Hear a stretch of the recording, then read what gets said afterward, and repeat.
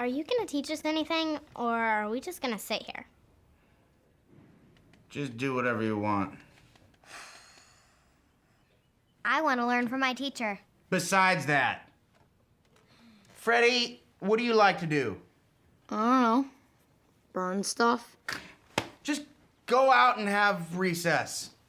My parents don't spend $15,000 a year for recess. What, you want to learn something? Yes, I do. What, you want me to teach you something? You want to learn something? All right, here's a useful lesson for you. Give up. Just quit. Because in this life, you can't win. Yeah, you can try. But in the end, you're just going to lose big time because the world is run by the man. Who? The man. Oh, you don't know the man? Oh, well, he's everywhere. In the White House, down the hall, Miss Mullins, she's the man. And the man ruined the ozone, and he's burning down the Amazon, and he kidnapped Shamu and put her in a chlorine tank, okay? And there used to be a way to stick it to the man. It was called rock and roll. But guess what? Oh, no. The man ruined that, too, with a little thing called MTV. So don't waste your time trying to make anything cool or pure or awesome, because the man's just going to call you a washed-up loser and crush your soul. So do yourselves a favor and just give up! Oh. Mr. Schneebly, it's after 10. On Tuesdays, the children have music class now. Right, okay. Good work, people. We will continue with our lecture on the man when we return. It's actually a very heartwarming movie as you see Jack Black go from this really despondent, depressed guy with his teaching gig that he ends up becoming a really happy guy who leads these people in love, these kids in the love of rock and roll. But in this, he talks about the man. He goes on this diatribe against the man, which is kind of an old ethos of the rock and roll scene, is they're going to stick it to the man. And in fact, the musical version of this movie has a song called Stick It to the Man. I don't know the song, I didn't really look it up, but it's there anyway to drive home this theme. Today we're going to be talking about the man. And as you saw in the video clip, the man is just this vague term for anybody who is in power or in control, has authority over anybody else. And so there is a little bit of a rebellious spirit in this phrase, and we recognize that Christians are not always called to outright rebellion. We are to live as peacefully as we can in this world and follow the laws and authorities to the best as the laws and their dictates align with Scripture and are moral and all that sort of thing. But I'm reminded of a passage from Ephesians, and I had it earlier. I don't know why I closed my Bible.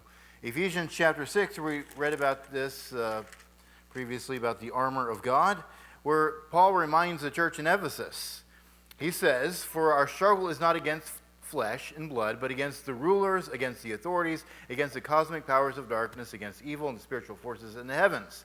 And so he is not just talking about the fact that there is satanic influences in this world, but he outright says that we have a struggle against the authorities and the powers of this world. We have a struggle as followers of Jesus with the man.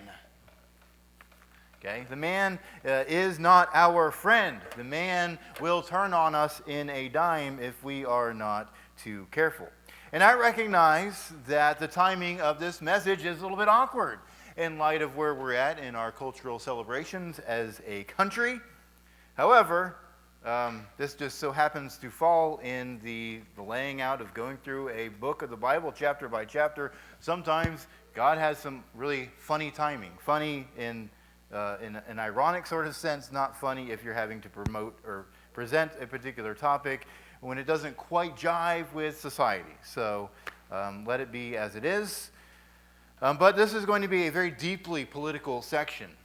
We tend to shy away from politics and political issues in the church, and we say politics has no place in the pulpit, which there are certain times which that is absolutely applicable.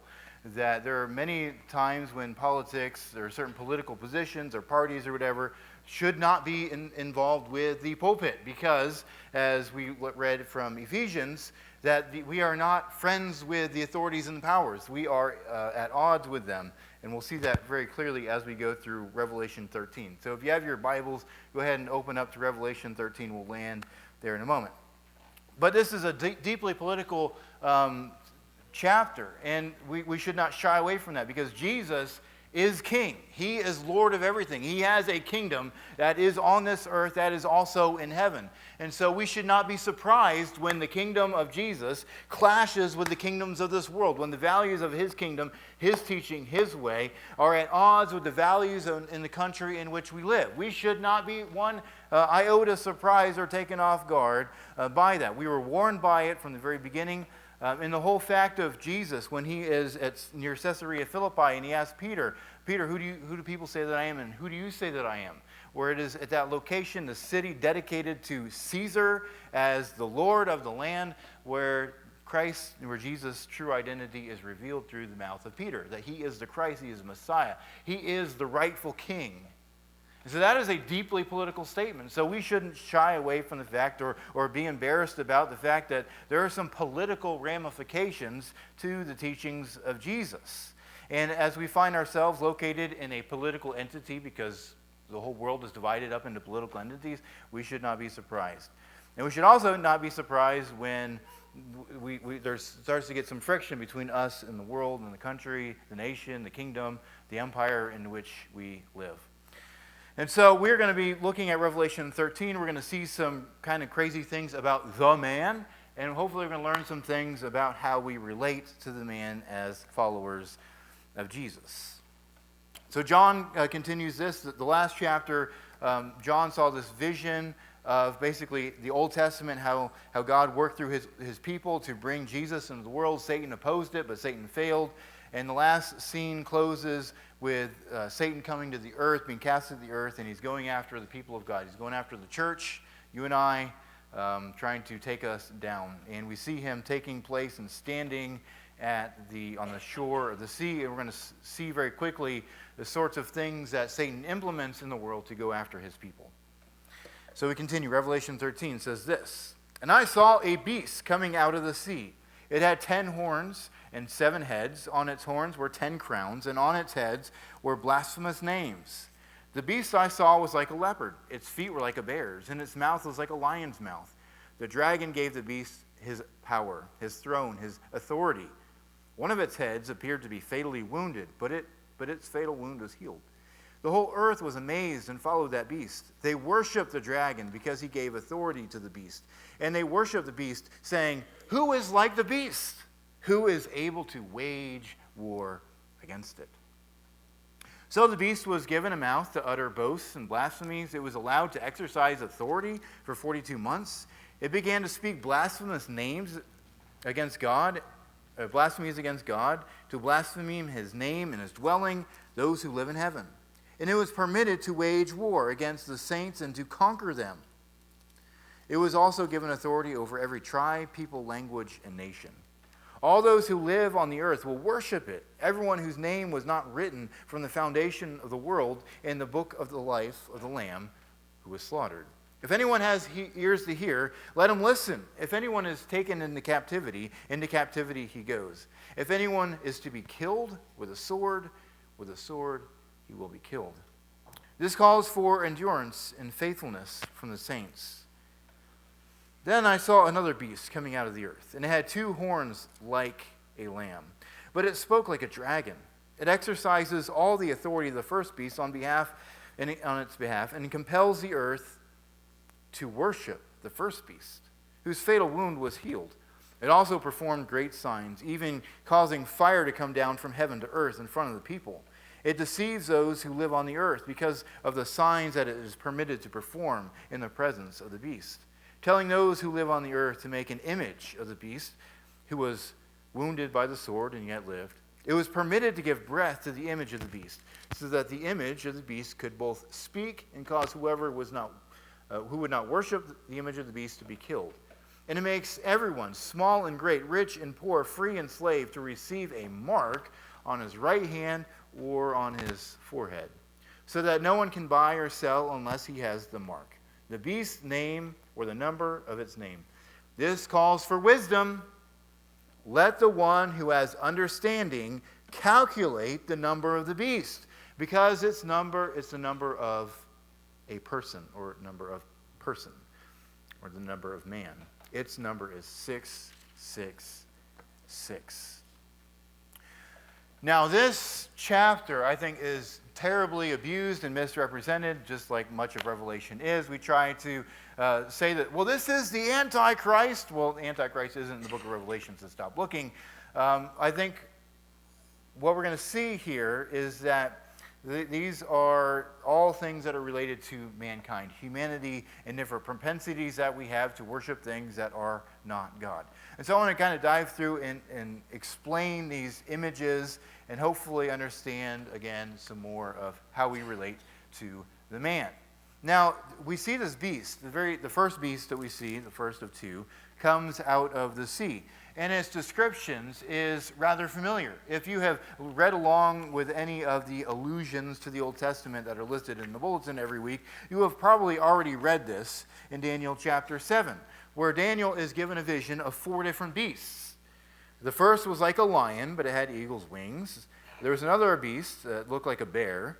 After this, I was watching, and suddenly another beast appeared, and it was like a leopard. And after this, I was watching the night vision. Suddenly a 4th beast appeared, frightening, had large iron teeth. It devoured and crushed.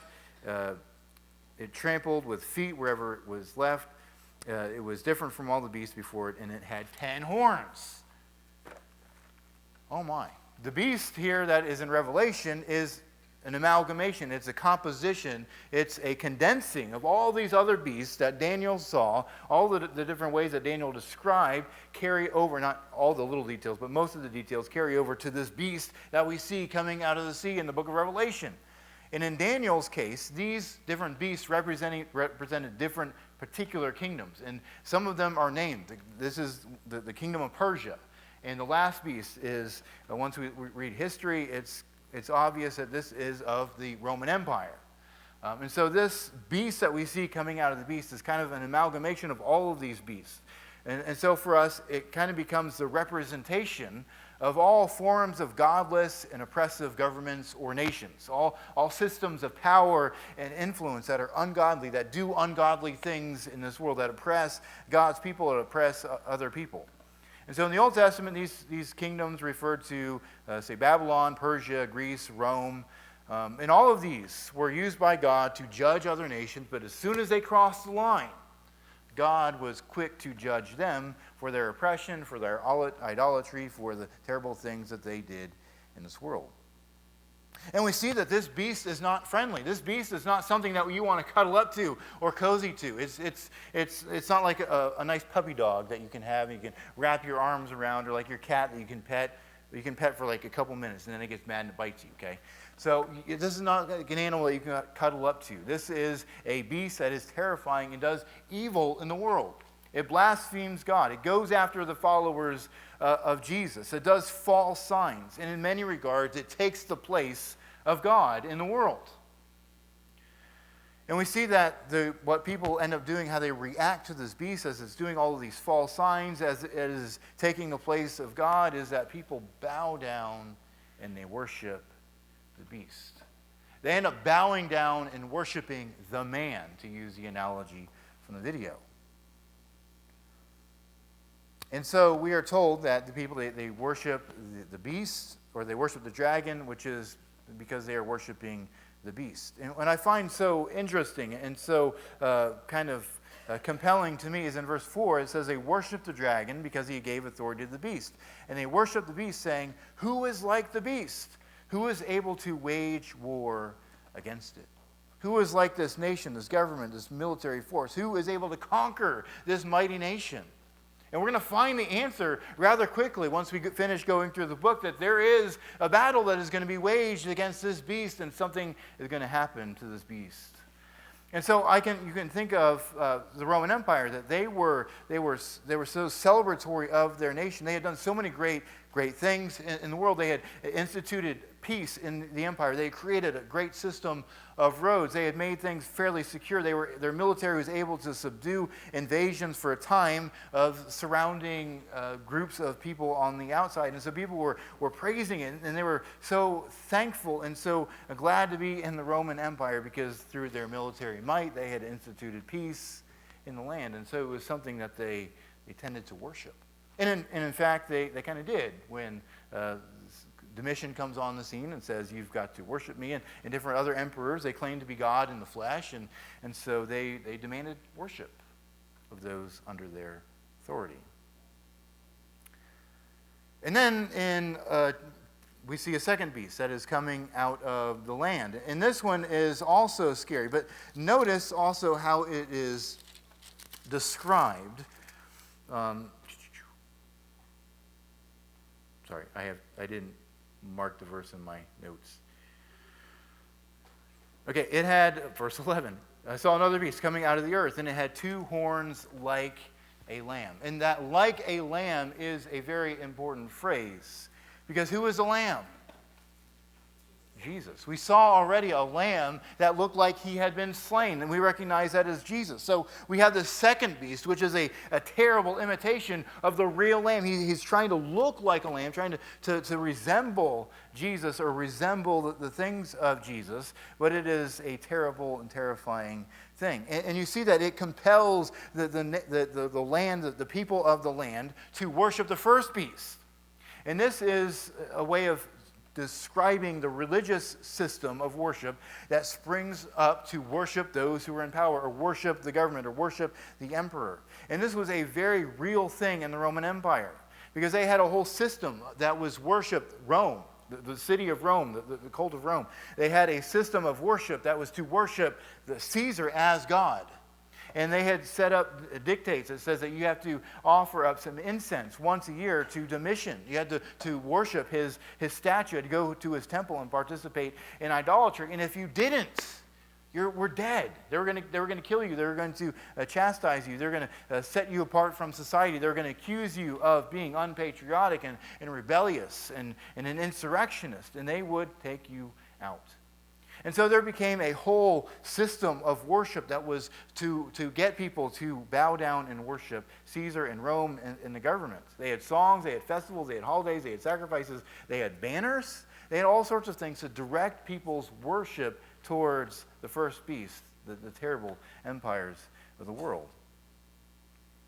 And let me say this, there is a big difference between patriotic and idolatrous.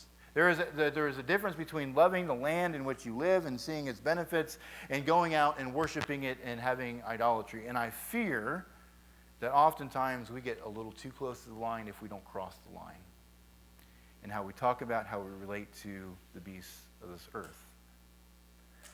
And this reminds me of an incident in the Old Testament where the people of Judah were taken into captivity in Babylon.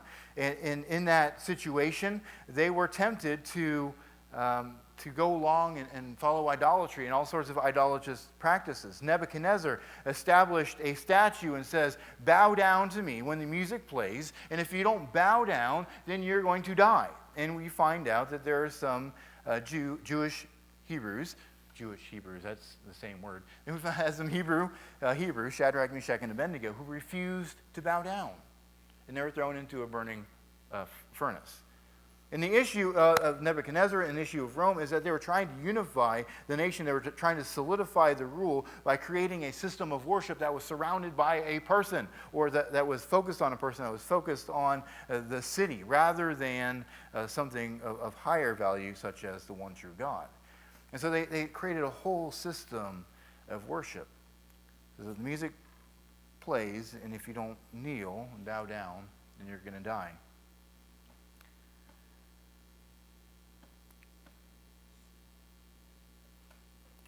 And then we have this first beast, which is kind of representative of all these ungodly nations. We have these, the second beast represents our propensity as humans to bow down and worship people and institutions of power. And then we come to this mark of the beast, which we've mentioned before. This is not a microchip that is going to be implanted in your hands or your forehead.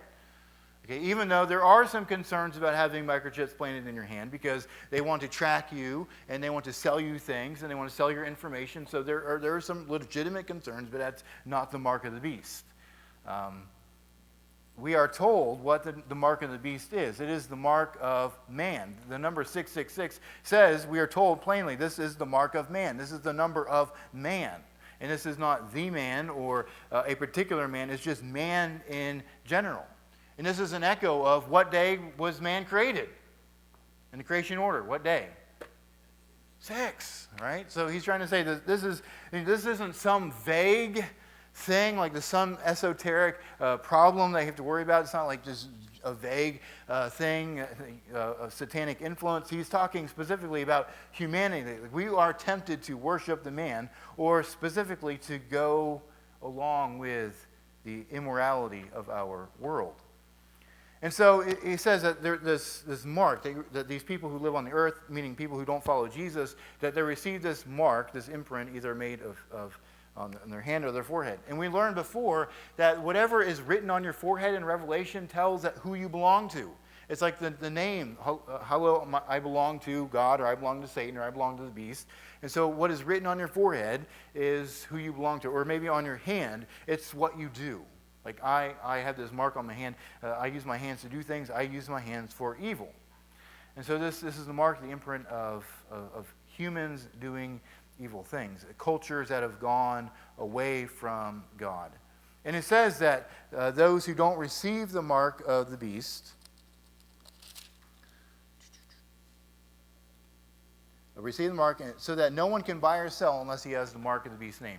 The people of the first century would have known what he was talking about. It's not a microchip that you have to have so you can go buy stuff from Walmart. It was literally, they had trade guilds in the first century. In order for you to participate in the market, you had to join a trade guild.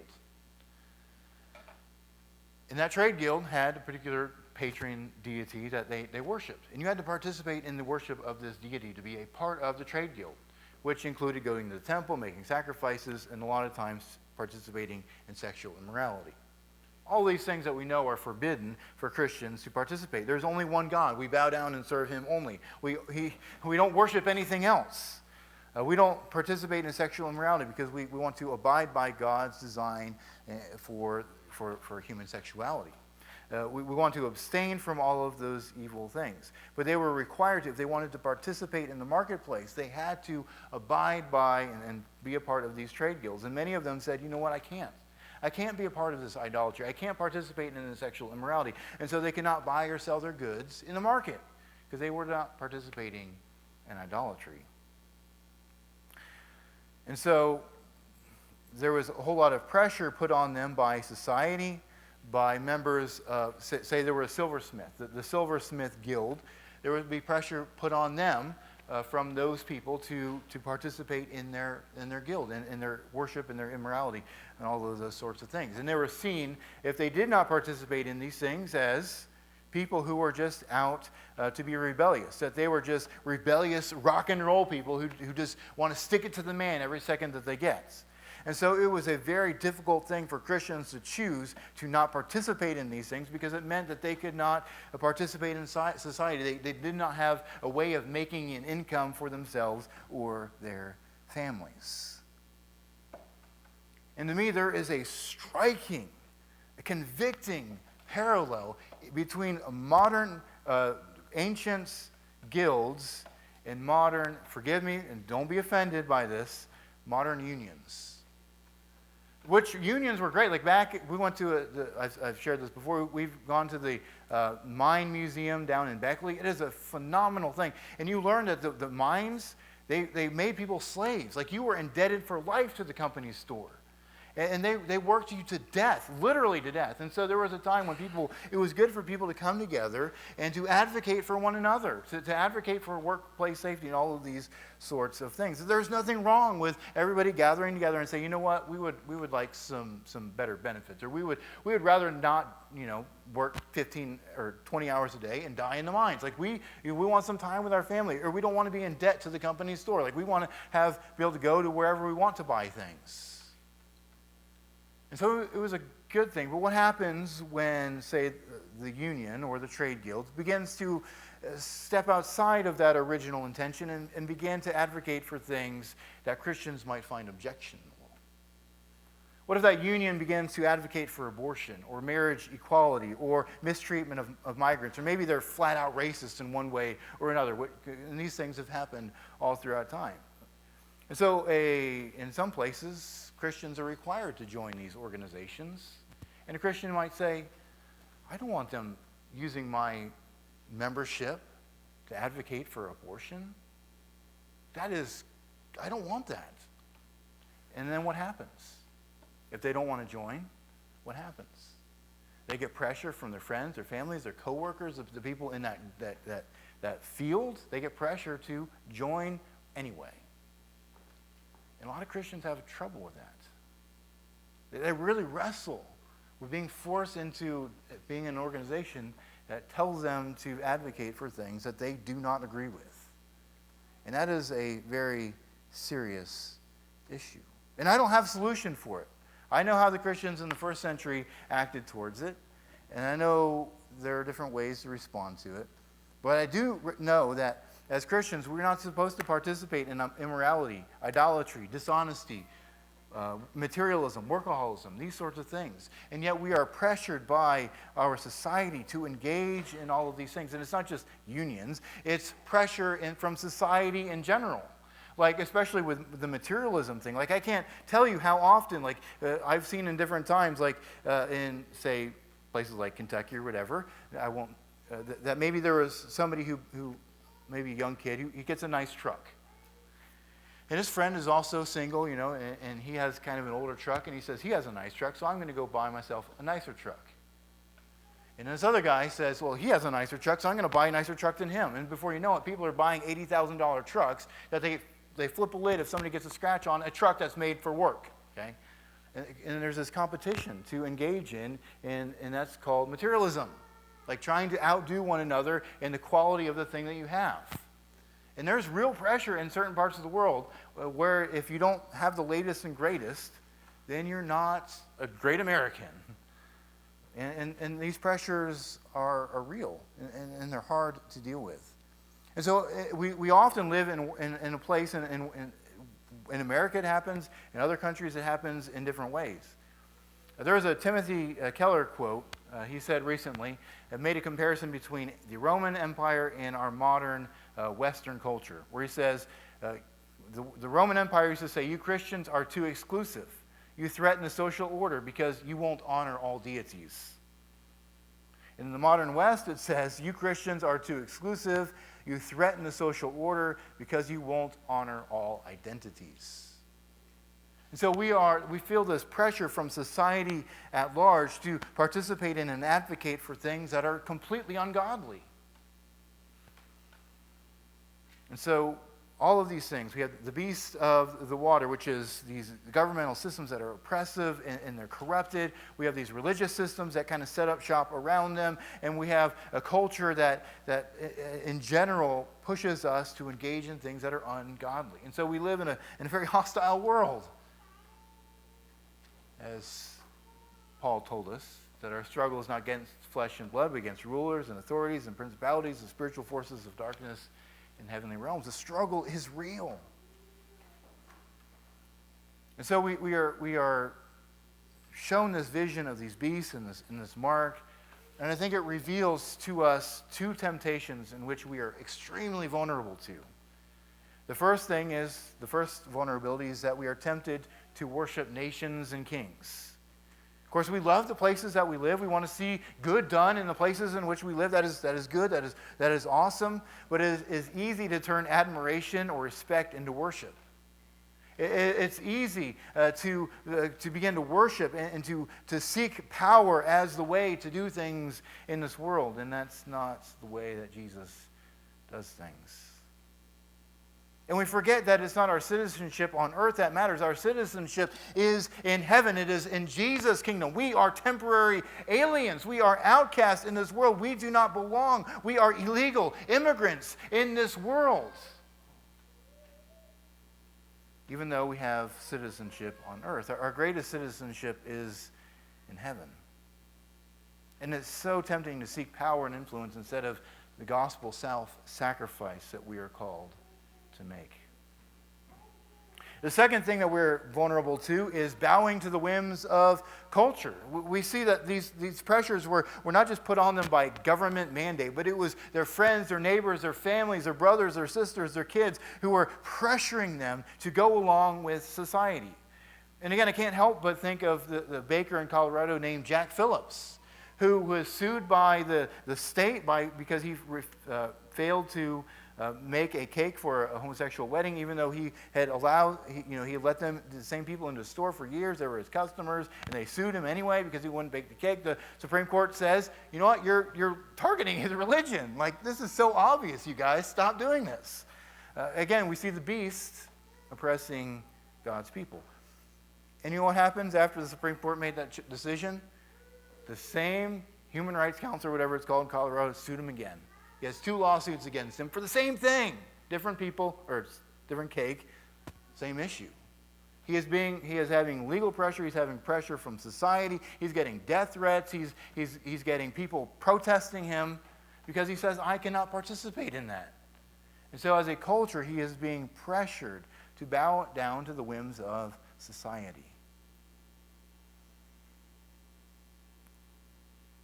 But following Jesus takes real commitment and sacrifice.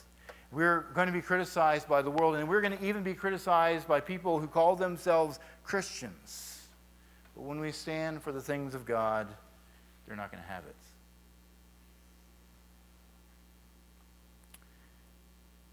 And so we see these 2 temptations, but Jesus gives us some things to do. In verse 10, he said, if anyone is to be taken captive, into captivity he goes. If anyone is to be killed with a sword he will be killed. This calls for endurance and faithfulness from the saints. Now, the beginning of this verse is really the closest thing that we get to a quote from the Old Testament, from the book of Jeremiah. It's kind of reordered, so it's not a direct quote.